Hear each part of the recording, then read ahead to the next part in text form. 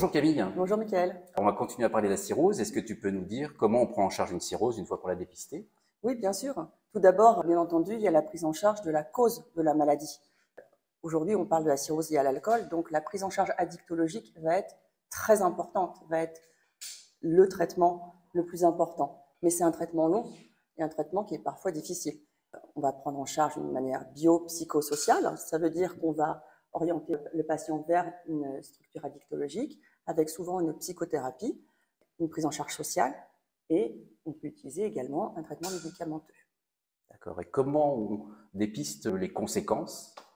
Alors, la prise en charge effectivement de la cirrhose ne s'arrête pas à la prise en charge de la cause, mais aussi éventuellement prévenir et donc de dépister les conséquences, les complications de la cirrhose.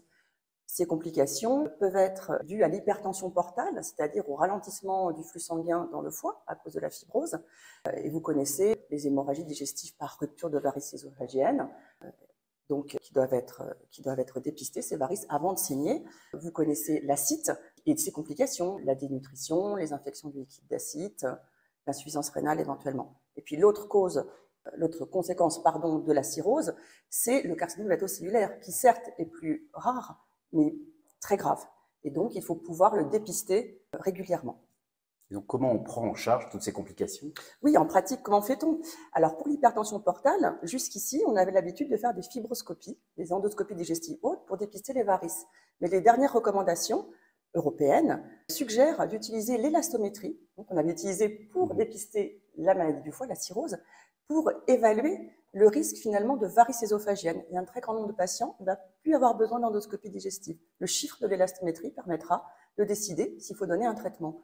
Et le traitement se base sur les alpha-bêta-bloquants ou les bêta-bloquants. Dans certains cas, on va être amené quand même à ligaturer des varices ésophagiennes et en cas d'hémorragie, à poser un TIPS qui est une anastomose porte-cave par voie transjugulaire. Dans le cas du carcinome hépatocellulaire, le dépistage doit être le plus régulier possible de façon à permettre d'identifier la maladie à un stade très précoce. C'est dans ces cas-là qu'on peut traiter le plus efficacement le cancer.